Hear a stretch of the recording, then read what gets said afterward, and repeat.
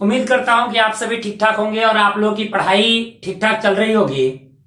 आप लोग अभी लॉकडाउन की स्थिति चल रही है, आप लोग घर पे अपना तैयारी जारी रखे होंगे और रख रहे होंगे ताकि आप आगे जो भी, क्योंकि पीसीएस जो भी एग्जाम्स हैं लगभग फॉर्म फिलअप हो ही रहे हैं और यूपीएससी ने अभी अपना 5 जून को यूपीएससी ने बोला है कि अपना ये समय फिक्स करेगा, टाइम जो भी डेट फिक्स करेगा कि कब से यूपीएससी अपना एग्जाम लेगा पीटी का।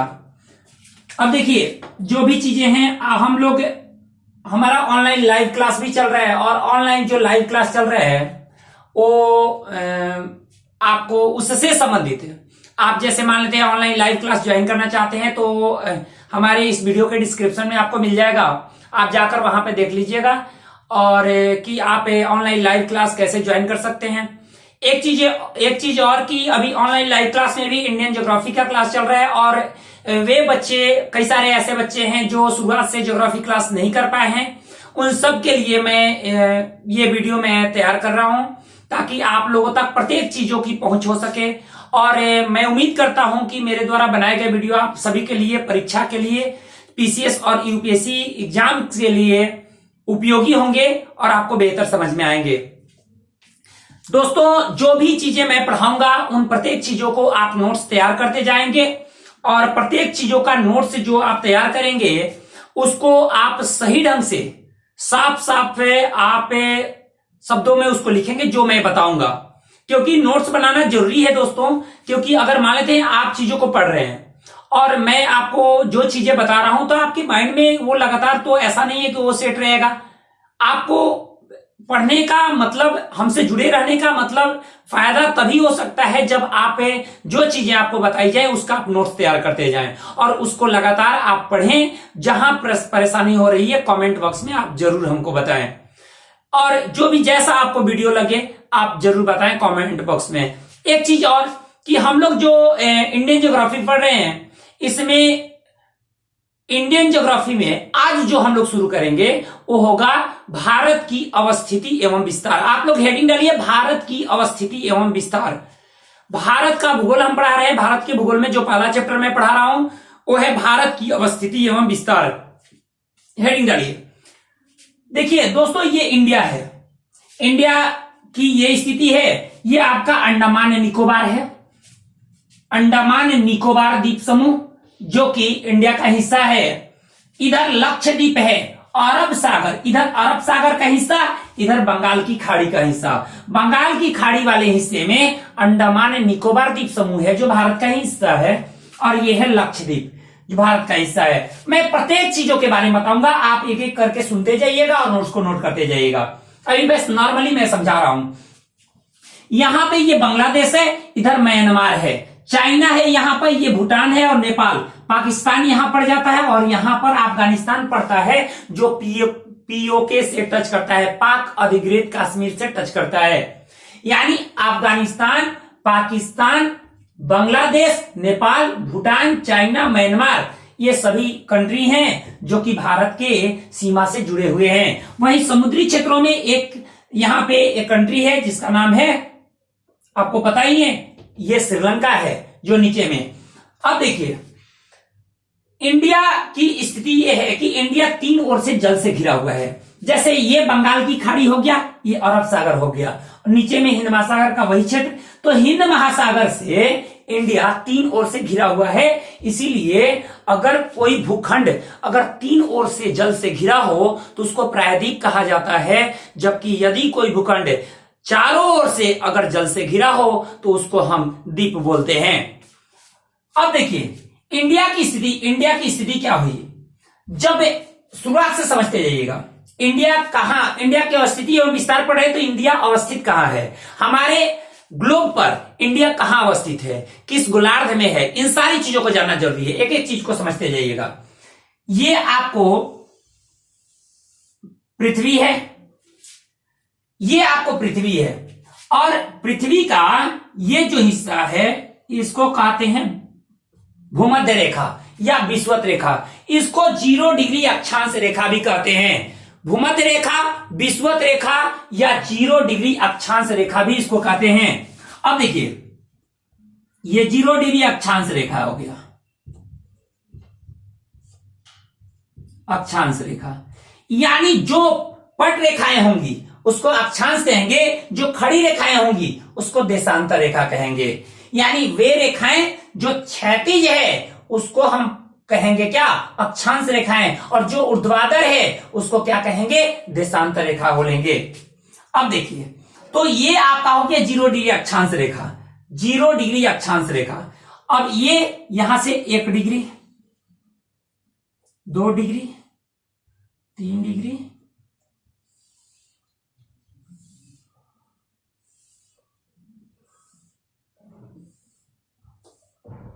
ये हो गया आपको नॉर्थ पोल यानी उत्तरी ध्रुव। वैसे ही नीचे की ओर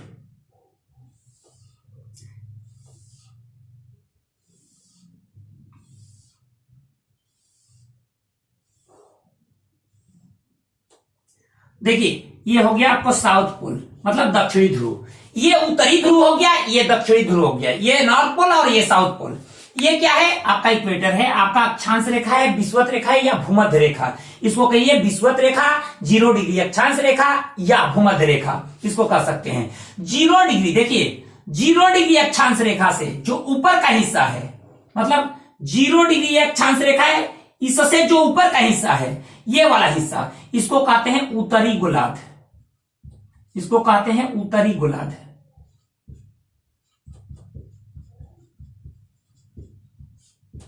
और जो 0 डिग्री अक्षांश रेखा से जो नीचे का हिस्सा है, इसको कहते हैं दक्षिणी गोलार्ध, दक्षिणी गोलार्ध। यानी उत्तरी गोलार्ध में जैसे 0 डिग्री के बाद क्या आएगा, 1 डिग्री, 2 डिग्री, 3 डिग्री, 90 डिग्री अक्षांश रेखाएं ऊपर में और 90 नीचे में होंगी। यानी टोटल 180 अक्षांश रेखाएं और एक ये 0 डिग्री अक्षांश रेखा, टोटल कितनी अक्षांश रेखाएं हो गई, 181। यानी कुल 181 अक्षांश रेखाएं हो गई, एक 0 डिग्री और 90 ऊपर में और 90 नीचे में।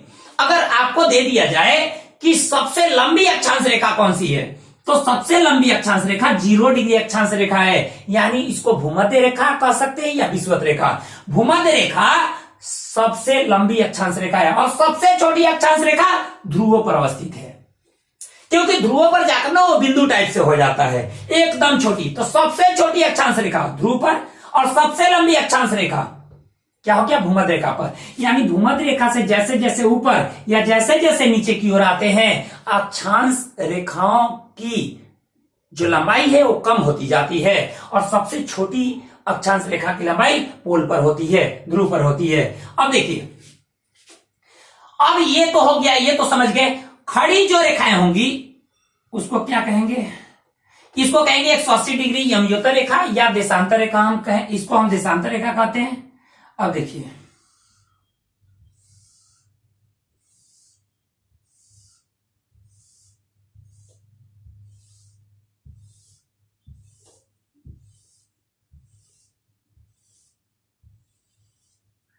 देखिए ये 0 डिग्री रहा, ये 0 डिग्री,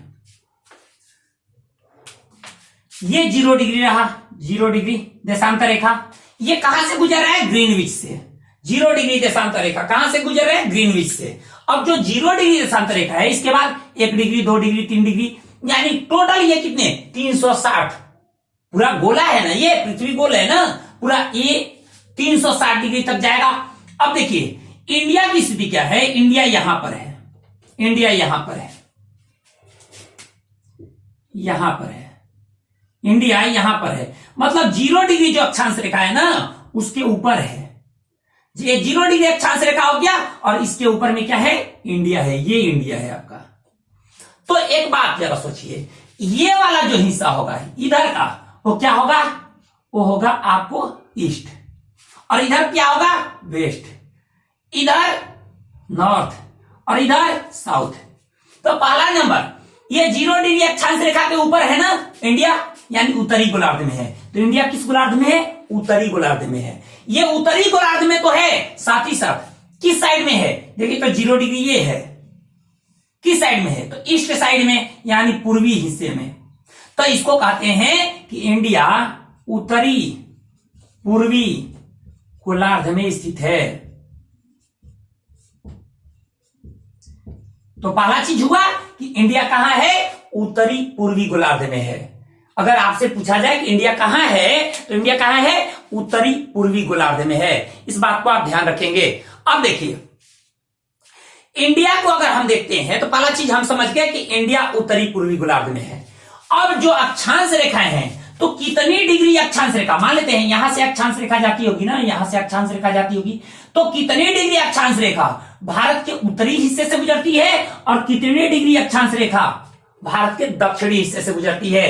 फिर जो देशांतर रेखाएं होंगी ये पूर्वी और पश्चिमी हिस्से को तय करती होंगी, क्योंकि जो खड़ी रेखाएं हैं वो क्या है, देशांतर है। तो इंडिया से भी कई सारी देशांतर रेखाएं गुजरती होंगी, क्योंकि इसी में ना है इंडिया जी, तो देखिए तो गुजर रही है ना, अक्षांश रेखा भी गुजर रही है। तो पता चलेगा कि इंडिया का सबसे ऊपरी हिस्सा कितने डिग्री अक्षांश रेखा से गुजरती है, सबसे निचली रेखा, सबसे निचला हिस्सा कितने डिग्री अक्षांश रेखा से गुजरती है, पूर्वी हिस्सा कितने डिग्री देशांतर से, और ये पूर्वी हिस्सा कितने डिग्री देशांतर से, पश्चिमी हिस्सा कितने डिग्री देशांतर से गुजरती है। यानी हम लोग देखेंगे इंडिया का अक्षांशीय विस्तार और इंडिया का देशांतरीय विस्तार। इसको आप नोट कर लीजिए, इसको समझ गए होंगे, इसको नोट कर लीजिए कि इंडिया उत्तरी पूर्वी गोलार्ध में स्थित है। अब देखिए अक्षांशीय विस्तार,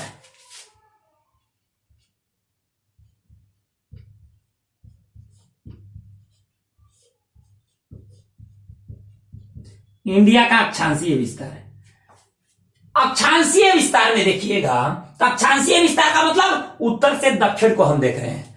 तो जो इंडिया का जो उत्तरी हिस्सा है, जब इंडिया का उत्तरी हिस्सा को देखिएगा तो इंडिया यहां पर 8 डिग्री देशांतर, 8 डिग्री अक्षांश रेखा गुजरती है। यानी यहां पर क्योंकि देखिए ये वाला जो हिस्सा है ये क्या है, नीचे से क्या होगा, नीचे से होगा क्या, ये नीचे में क्या है, ये 0 डिग्री अक्षांश रेखा है, मतलब विषुवत रेखा है। तो इसके बाद 1 2 3 4 ऐसे होगा ना, तो ये वाला जो हिस्सा होगा वो कितना डिग्री होगा, 8 डिग्री पर है। इंडिया के मुख्य भूभाग का जो हिस्सा है वहां से कौन सी रेखा गुजरती है, 8 डिग्री अक्षांश रेखा गुजरती है। और सबसे ऊपर में जो रेखा है वो 37 डिग्री अक्षांश रेखा सबसे ऊपर से गुजरती है। अब देखिए, यानी अक्षांशीय विस्तार में देखिएगा तो ये उत्तरी गोलार्ध, पहला नंबर उत्तरी गोलार्ध, तो हम क्या लिखेंगे, 8 डिग्री उत्तरी गोलार्ध है, उत्तरी अक्षांश, अक्षांश कहिए से 37 डिग्री दक्षिणी अक्षांश तक।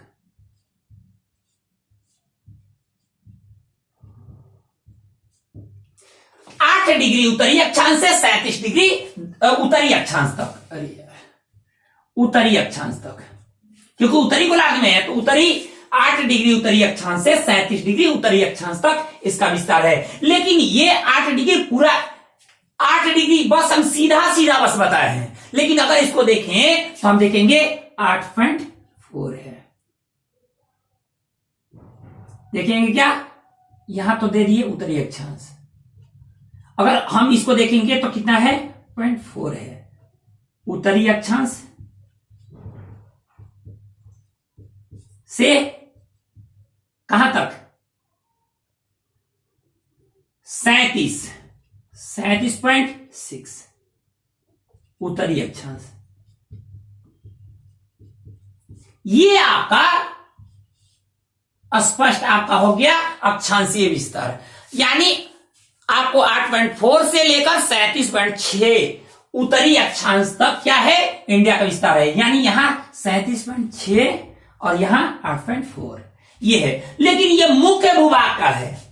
जब आप देखिएगा तो अंडमान निकोबार इसके थोड़ा नीचे है, तो अंडमान निकोबार ये द्वीप समूह ये इंडिया का हिस्सा है ना, तो लेकिन यहां पर देखिएगा तो यहां पर 6.4 यानी जो ये वाला हिस्सा है, यहां पर कन्याकुमारी है, दक्षिणी हिस्सा कन्याकुमारी है, कन्याकुमारी।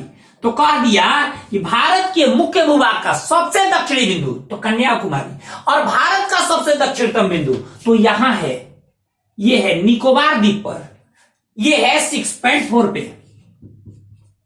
यानी भारत के मुख्य भूभाग का जो अक्षांशीय विस्तार है वो 8.4 से लेकर 37.6 तक है। जबकि आप देखिएगा भारत का अक्षांशीय विस्तार तो कहां है, 37.6 से लेकर 6.4 तक है। क्योंकि कहां, ये आप जरा सोचिए, यहां ये आपको ग्रेट निकोबार है, और ग्रेट निकोबार पर एक जगह है इंदिरा पॉइंट, जिसको पिग्मेलियन पॉइंट भी कहते हैं, हम आगे बताएंगे इसके बारे में।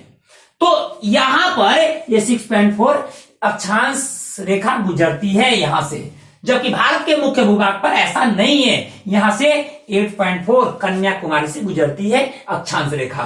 तो अक्षांशीय विस्तार कहां से कहां तक, मुख्य भूभाग पर 8.4 से 37.6 तक है इसका अक्षांशीय विस्तार। अब देखिए ये देशांतरीय विस्तार है, देशांतरीय विस्तार। तो देशांतरीय विस्तार क्या है, यहां से 0 शुरू हो रहा है, तो जो ये वाला हिस्सा होगा वो पहले आएगा ना, जैसे 1 2 3 4 5 6, तो ये पहले आएगा। आप देखिएगा तो ये पहले आएगा। तो ये कितना से है, तो पहले 68, यहां देखिए यहां 68 डिग्री। इसको मिटा देते हैं, ये वाला हिस्से को, ये वाला आप लिख लिए होंगे। अब देखिए तो यहां क्या है 68, ये 68 डिग्री, हम कहा दिए 68 डिग्री देशांतर रेखा। कौन सी देशांतर रेखा, तो पूर्वी देशांतर, 68 डिग्री पूर्वी देशांतर। और ये जो है वो है 97 डिग्री पूर्वी देशांतर। ये हो गया 68 डिग्री पूर्वी देशांतर, ये हो गया 97 डिग्री पूर्वी देशांतर।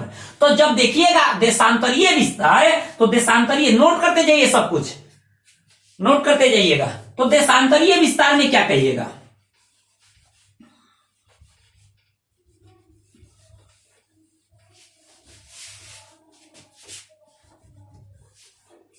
देशांतरीय विस्तार,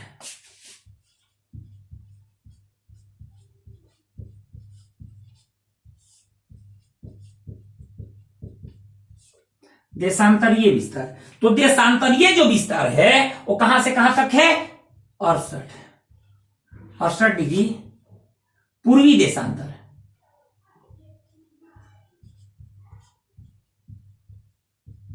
देशांतर से 97 डिग्री पूर्वी देशांतर तक, यहां तक है। लेकिन ये एग्जैक्ट नहीं है, ये तो मैं मोटा मोटी तौर पे मैं बता दिया ताकि आप लोग ध्यान रख सकें। ये है 68.7 डिग्री पूर्वी देशांतर,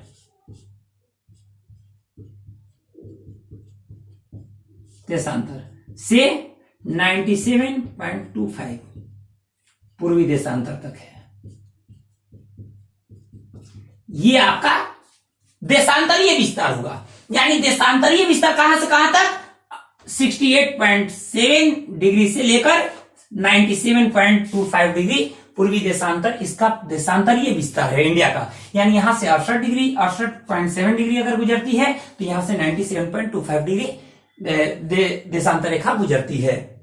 तो लगभग कितनी देशांतर रेखाएं हो जाएंगी, लगभग 30 के आसपास 30 देशांतर रेखाएं हो जाएंगी। यानी कुल जो देशांतर रेखाएं होंगी जो इंडिया से गुजरती है वो 30 देशांतर रेखाएं गुजरती हैं। एक बात ध्यान रखिएगा, इंडिया से कुल 30 देशांतर रेखाएं गुजरती हैं। एक बात और कि यहां पे तो आप समझ गए कि इंडिया से कुल 30 देशांतर रेखाएं गुजर रही हैं। अब इनमें ये स्थिति है, जब देखिएगा ग्लोब पे देखिएगा तो इंडिया कहां है, उत्तरी पूर्वी गोलार्ध में। इंडिया से कुल कितनी देशांतर रेखाएं, 30 देशांतर। जो 0 डिग्री देशांतर रेखा है ये ग्रीनविच से होकर गुजरती है। लंदन का एक जगह है ग्रीनविच, और ग्रीनविच से होकर गुजरती है, इसलिए इसको ग्रीनविच रेखा कहते हैं या समय मानक रेखा कहते हैं। यानी इससे समय का निर्धारण होता है, क्योंकि आप जानते हैं पृथ्वी गोल है और जैसे पृथ्वी घूम भी रही है तो पृथ्वी का जो हिस्सा सूर्य के सामने होगा वहां दिन होगा, सूर्य का प्रकाश पड़ेगा, और जो उसके पीछे होगा वहां रात रहेगा। तो एक बात जरा सोचिए, पृथ्वी पश्चिम से पूर्व की ओर घूम रही है, तो जब पश्चिम से पूर्व की ओर घूम रही है तो जो पूर्वी हिस्सा होगा वो आगे होगा हमेशा। यानी जो ये पूर्वी हिस्सा है वो हमेशा आगे होगा सूर्य के, यानी पहले होगा। तो इसीलिए 0 डिग्री से जो ईस्ट साइड मतलब जो पूर्वी हिस्से का जो क्षेत्र है वहां समय वहां जैसे जैसे हम 1 डिग्री बढ़ेंगे वैसे वैसे समय अधिक होता है। इधर जाते हैं समय घटते जाता है, इधर बढ़ता है और इधर घटता है। ईस्ट में पूर्वी हिस्से में बढ़ता है और पश्चिमी हिस्से में 0 डिग्री से घटता है। जैसे पृथ्वी घूमती है कितना, आप ध्यान रखिएगा, इसको मिटा दे रहे हैं, इसको नोट कर लीजिए।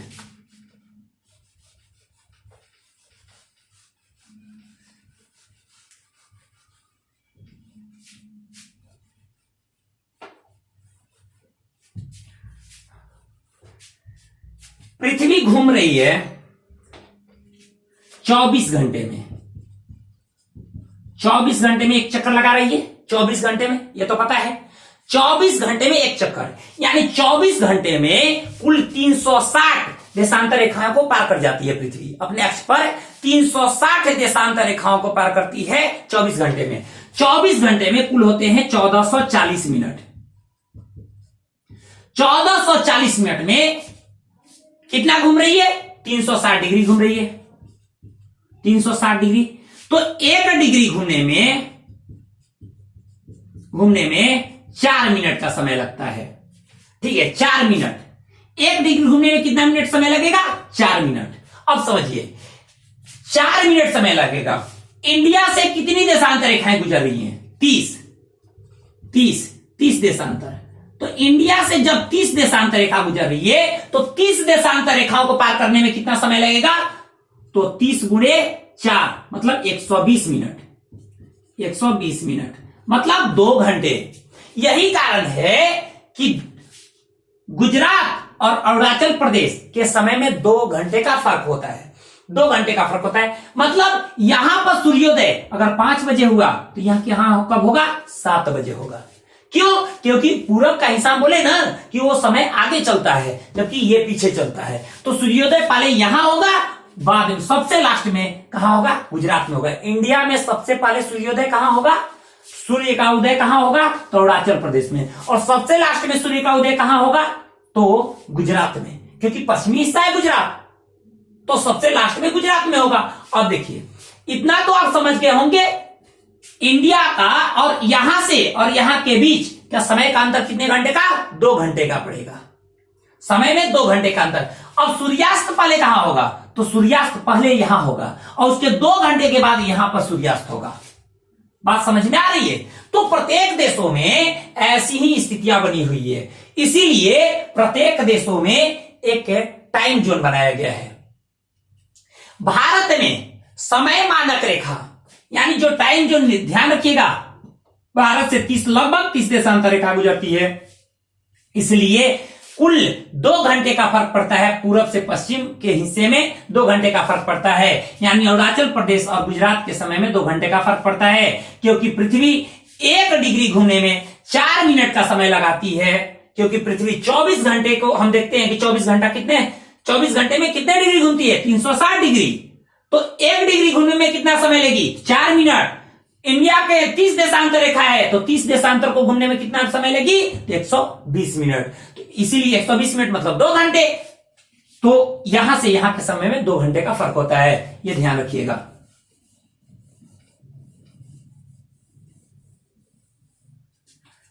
अब देखिए, जो भारत का समय मानक रेखा है उसको, क्योंकि प्रत्येक देशों का एक टाइम जोन बनाया गया, एक समय मानक रेखा एक निर्धारित किया गया है, तो जो भारत का समय मानक रेखा है वो यहां से गुजरती है।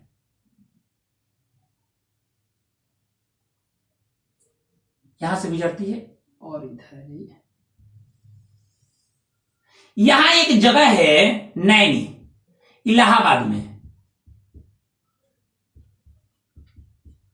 इलाहाबाद में एक जगह है नैनी, और ये जो समय मानक रेखा है ये 82.5 डिग्री पूर्वी देशांतर रेखा है। 82.5 डिग्री पूर्वी देशांतर रेखा को भारत का समय मानक रेखा बताया गया है, और यह इसी से भारत का समय निर्धारित किया जाता है, जिसके चलते भारत के समस्त क्षेत्रों में एक समय में एक ही टाइम रहता है। नहीं तो पता चलता है यहां पे इतने समय हो रहे हैं, वहां पे इतने समय हो रहे हैं। तो वहां अंतर हो जाता, बड़ा दिक्कत हो जाता, बड़ा कंफ्यूजन होता। इसलिए प्रत्येक देशों में एक समय मानक रेखा निर्धारित की गई है और भारत की समय मानक रेखा जो है वो 82.5 डिग्री पूर्वी देशांतर रेखा है, जो इलाहाबाद के नैनी से गुजरती है। ध्यान रखिएगा, इन सबको नोट कर लीजिएगा। भारत की समय मानक रेखा कौन है? 82.5 डिग्री पूर्वी देशांतर है, जो इलाहाबाद के नैनी से गुजरती है। अब ये कह दिया कि 82.5 डिग्री किन किन राज्यों से होकर गुजरती है। 82.5 डिग्री किन किन राज्यों से गुजरती है, अगर ऐसा आपको पूछ दिया जाए तो ध्यान रखिएगा 82.5 डिग्री यानी समय मानक रेखा भारत के 5 राज्यों से गुजरती है। 5 राज्य में पहले यूपी, पहले उत्तर प्रदेश, उसके बाद यूपी से जैसे ही पार करेगा तो एमपी, एमपी से ही अलग हुआ है छत्तीसगढ़, छत्तीसगढ़, छत्तीसगढ़ से, छत्तीसगढ़ के बाद उड़ीसा,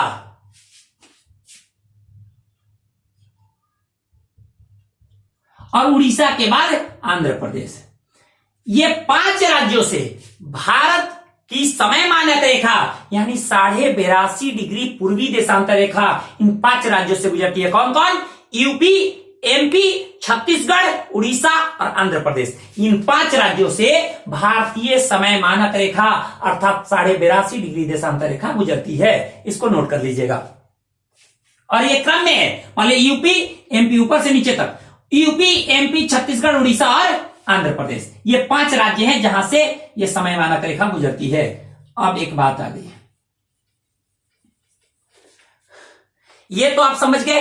अब देखिए भारत के बारे में आप क्या क्या चीजों को समझे कि भारत का समय मानक रेखा 82.5 डिग्री है, ये 0 डिग्री है, ये 0 डिग्री और 82.5, 82.5 मतलब ये 82.5 क्यों रखा गया है 82.5 को? क्योंकि 68.4 जो डिग्री देशांतर रेखा है और 97.25 जो डिग्री देशांतर रेखा है, इसके बीच का ये हिस्सा है 82.5 डिग्री। इसीलिए इसको समय मानक रेखा बताया गया है। अब देखिए जब यहां पर 0 डिग्री है और इंडिया से 82.5 डिग्री गुजर रही है, इंडिया से 82.5 डिग्री गुजर रही है, सोचिए जब इंडिया से 82.5 डिग्री को समय मानक रेखा बताया गया है, तो देखिए 82.5 डिग्री तो कितने घंटा, पहला नंबर समय आगे होगा, 0 डिग्री यहां है तो 0 डिग्री मान लेते हैं, यहां 12 बज रहे हैं दिन के, कहां? यहां पर, तो 82.5 डिग्री पार करने में कितना समय लगेगा? तो 82.5 में आप गुणा कर दीजिए किससे? 4 से, क्योंकि 1 डिग्री पार करने में कितना टाइम लगेगा? 4 मिनट।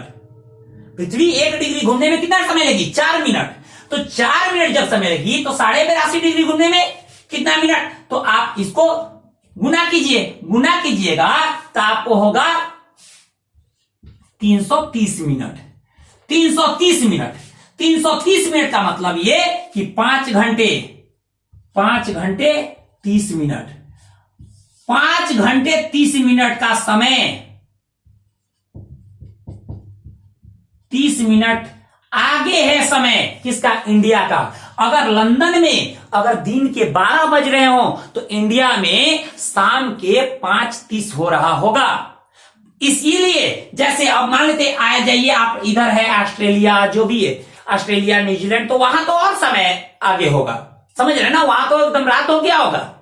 तो एक बात जरा सोचिए, जैसे इधर आ रहे हैं तो क्या समय बढ़ रहा है ना, जरा सोचिए यहां पर 12 बज रहा है, मतलब अगर आपका कोई फ्रेंड लंदन में रहता है और आप अभी कॉल, मान लेते अभी कॉल करके आप बात करते हो, और अभी अगर इंडिया में अगर 12 बज रहा है तो वहां पे कितना बज रहा होगा? तो वहां 5.5 घंटे पीछे होगा। अभी इंडिया में 12 बज रहा है तो वहां पे कितना टाइम हो रहा होगा? तो 5.5 घंटे पीछे। यानी आप जाकर देखोगे तो वहां पर लगभग 6:30 हो रहे होंगे। अगर इंडिया में 12 बज रहा है तो वहां 6:30 हो रहे होंगे, क्योंकि 5.5 घंटे हम आगे चल रहे हैं, वहां सोया हुआ होगा आपका दोस्त। तो एक बात जरा सोचिए, इंडिया की जो समय मानक रेखा है वो ग्रीनविच से 5.5 घंटे आगे है। कोई दिक्कत नहीं ना। अब कैसे आगे है मैंने यहां बता दिया कि 1 डिग्री घूमने में 4 मिनट समय लेता है, तो 82.5 डिग्री घूमने में 330 मिनट, मतलब 5 घंटे 30 मिनट का समय लेगा और 5 घंटे 30 मिनट भारत का समय ग्रीनविच से आगे है। नोट कर लीजिए, एक एक चीज को नोट करते जाइएगा आप। अब देखिए आगे की स्थिति। अब जो अक्षांश रेखाएं हैं उसमें भारत से जो उत्तरी गोलार्ध की जो रेखा है उसमें 23.5 डिग्री जो अक्षांश रेखा है उसको हम कर्क रेखा कहते हैं। यहां से 23.5 डिग्री गुजर रही है, ये 0 डिग्री हो गया, ये 23.5 डिग्री और ये दक्षिणी गोलार्ध में 23.5 डिग्री। तो जो उत्तरी गोलार्ध में 23.5 डिग्री है इसको हम कर्क रेखा कहते हैं। उत्तरी गोलार्ध में 23.5 डिग्री अक्षांश रेखा को कर्क रेखा और दक्षिणी गोलार्ध में 23.5 डिग्री अक्षांश रेखा को मकर रेखा कहा जाता है। क्या कहते हैं? मकर रेखा। अब देखिए, तो भारत जब 8.4 से 37.6 के बीच है तो 23.5 डिग्री तो इंडिया से गुजरती होगी, बिल्कुल। इंडिया से 23.5 डिग्री देशांतर रेखा बिल्कुल गुजरती है। 23.5 डिग्री जो अक्षांश रेखा है, उत्तरी अक्षांश रेखा अर्थात कर्क रेखा भारत के बीचों बीच गुजरती है और यह भारत के 8 राज्यों से होकर गुजरती है। भारत के 8 राज्यों से होकर अक्षांश रेखा 23.5 डिग्री अक्षांश रेखा अर्थात कर्क रेखा गुजरती है। कौन कौन राज्य हैं इसका क्रम याद रखिएगा, यहां से इधर की ओर, पश्चिम से पूर्व, पूर्व का क्रम। कौन कौन राज्य हैं? तो पहले गुजरात, उसके बाद राजस्थान, गुजरात के बाद फिर राजस्थान से, राजस्थान के बाद उसके बाद मध्य प्रदेश, तब छत्तीसगढ़। अब देखिए मध्य प्रदेश से अलग हुआ है छत्तीसगढ़ के बाद झारखंड से होकर गुजरती है। आपको बता दें कि झारखंड की रांची कर्क रेखा पर ही स्थित है। झारखंड की राजधानी रांची कर्क रेखा पर ही स्थित है, झारखंड से गुजरती है। झारखंड के बाद पश्चिम बंगाल, वेस्ट बंगाल, और वेस्ट बंगाल के बाद आपको अगर गुजरती है तो त्रिपुरा और उसके बाद मिजोरम, क्योंकि ये त्रिपुरा और ये मिजोरम।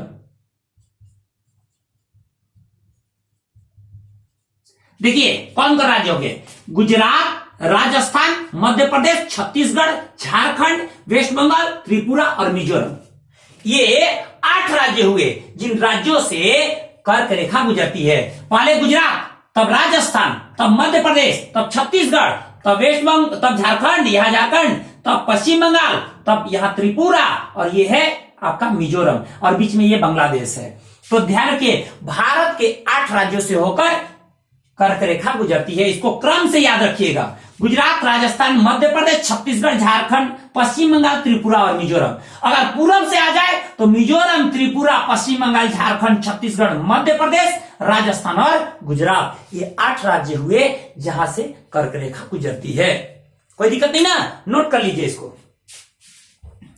अब देखिए, ये तो जान गए कि कर्क रेखा भारत के 8 राज्यों से गुजरती है। अब एक बात आई है, अगर कह दे कि सबसे अधिक लंबाई कर्क रेखा की किस राज्य में है तो ध्यान रखिएगा मध्य प्रदेश में है, एमपी में है।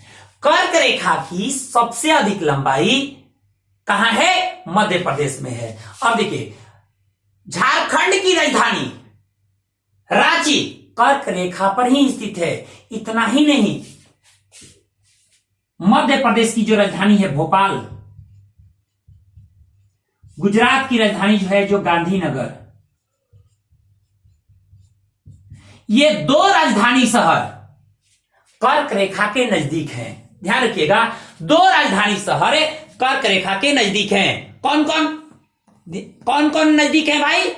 अगर मान लेते हैं आपको देता है कि कौन कौन जो शहर हैं वो नजदीक हैं, तो भोपाल मध्य प्रदेश की राजधानी है और गांधीनगर गुजरात की राजधानी गांधीनगर। ये 2 जो ऐसे राजधानी हैं जो कर्क रेखा के नजदीक हैं, लेकिन कर्क रेखा पर नहीं है। कर्क रेखा पर एकमात्र भारत की राजधानी शहर है और रांची है, झारखंड की राजधानी। ठीक है, कोई दिक्कत तो नहीं। अब देखिए आगे हम देखते हैं अब भारत क्या है, अब भारत की स्थिति देखते हैं। ये तो देख लिए, विस्तार देख लिए, अब इसका देख लेते हैं।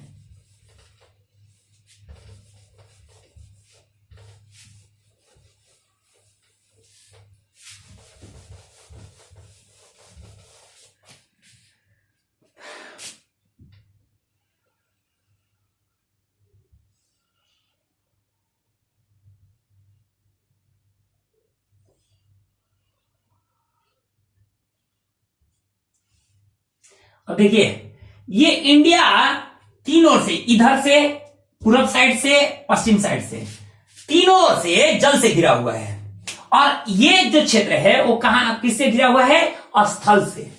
यानी इधर यहां पे पाकिस्तान है, यहां अफगानिस्तान है, यहां चाइना है, नेपाल है, भूटान है, म्यांमार है, बांग्लादेश है। तो एक ओर से पूरा उत्तरी हिस्सा जो है वो स्थल से घिरा हुआ है, जबकि पूर्वी, पश्चिमी और दक्षिणी हिस्सा जल से घिरा हुआ है। तो भारतीय प्रायद्वीप मुख्य रूप से अगर हम देखें तो ये ऐसा है जो एक तरफ अरब सागर, दूसरे तरफ बंगाल की खाड़ी और हिंद महासागर के जल से ये पूरी तरह से घिरा हुआ है। हिंद महासागर के हिस्से हैं ये बंगाल की खाड़ी और अरब सागर। अब देखिए यानी हिंद महासागर से तीन ओर से घिरा हुआ है और एक ओर से स्थल से घिरा हुआ है, मतलब कुछ देशों की सीमाएं लगती हैं।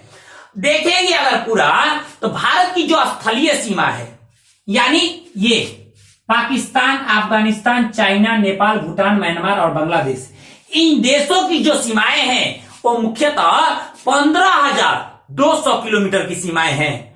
लगभग 15,200 किलोमीटर की सीमाएं हैं स्थलीय सीमा।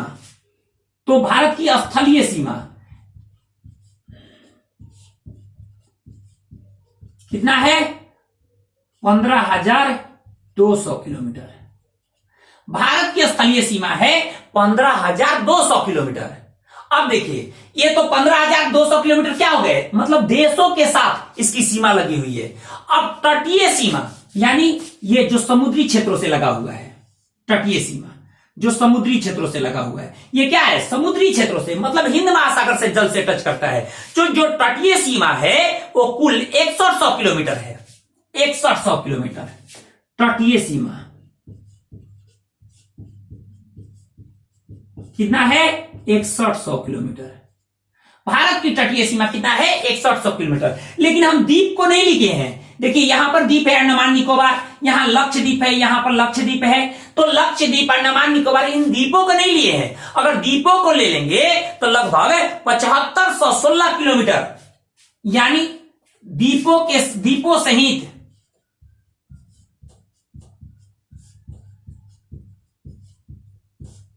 भारत की तटीय सीमा कितना है, 7516 किलोमीटर, 7516 किलोमीटर। अब आपको दे दिया कि कुल सीमा की लंबाई कितना है, तो स्थलीय और ये तटीय सीमा की लंबाई आप जोड़ दीजिए। कुल लंबाई कितना है, तो 15,200 और प्लस 7516 कितना हो गया, 15,200 7516 तो हो गया 22,716 किलोमीटर।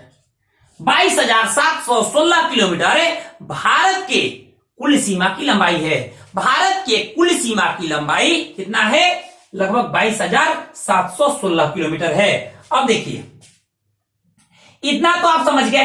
अब बात आ गई कि यहां पर कुछ राज्य हैं जो कि इसके तट से लगे हुए हैं, इधर राज्य हैं जो देशों से लगे हुए हैं। तो कौन कौन से राज्य हैं जो तट से लगे हुए हैं, इसको नोट कर लीजिएगा।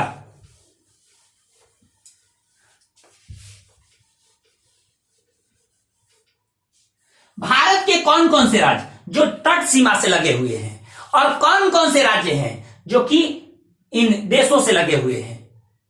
तो अगर तट से लगे हुए राज्यों की बात आए तो ध्यान रखिएगा कुल 9 राज्य हैं जो कि तट से लगे हुए हैं।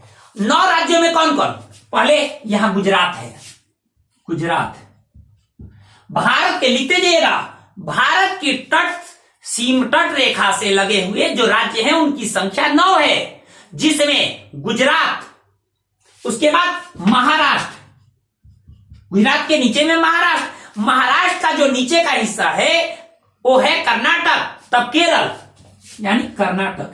हम केंद्र शासित प्रदेश की बात नहीं करेंगे, इसके ऊपर गोवा है या गोवा, कर्नाटक, तब है केरल, केरल नीचे में है केरल, गुजरात, महाराष्ट्र, गोवा, कर्नाटक, केरल, और इधर क्या है तमिलनाडु। तमिलनाडु के बाद क्या है, तमिलनाडु के बाद वाला जो हिस्सा है वो है आंध्र प्रदेश, और आंध्र प्रदेश के बाद उड़ीसा, और तब है वेस्ट बंगाल। देखिए तमिलनाडु, आंध्र प्रदेश, उड़ीसा, और तब है वेस्ट बंगाल। यानी जो राज्य हुए वे राज्य जो तट रेखा से जुड़े हुए हैं उन राज्यों की संख्या कितनी है, 9 है, जिसमें 5 राज्य पश्चिमी तट से और 4 राज्य पूर्वी तट से लगे हुए हैं। कौन कौन, गुजरात लिख लीजिए, गुजरात, महाराष्ट्र, उसके बाद गोवा, उसके बाद कर्नाटक, उसके बाद है केरल। ये पश्चिमी तट से लगे हुए हैं राज्य, और जो पूर्वी तट से जो लगे हुए ये क्रम में है, जबकि पूर्वी तट से जो लगे हुए राज्य हैं वो नीचे से ऊपर क्या है, पहले है तमिलनाडु, इसको हम मिटा रहे हैं, तमिलनाडु। अगला राज्य है क्या, आंध्र प्रदेश, आंध्र प्रदेश। जो अगला राज्य है वो क्या है, उड़ीसा। अगला राज्य पश्चिम बंगाल।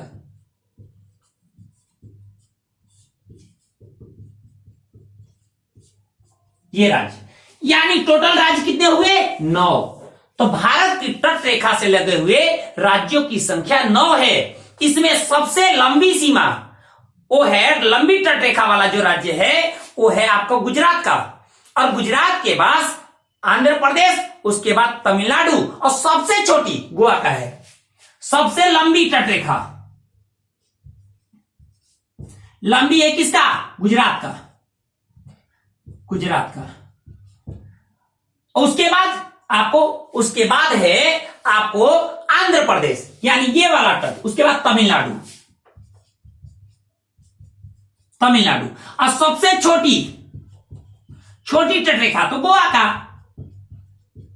सबसे छोटी तट रेखा वाला राज्य है गोवा, और सबसे लंबी तट रेखा वाला राज्य गुजरात है, उसके बाद आंध्र प्रदेश है, तब तमिलनाडु है। इसको आप ध्यान रखेंगे, दिमाग में इसको सेट कर लेंगे, इसको नोट कर लीजिए। बल्कि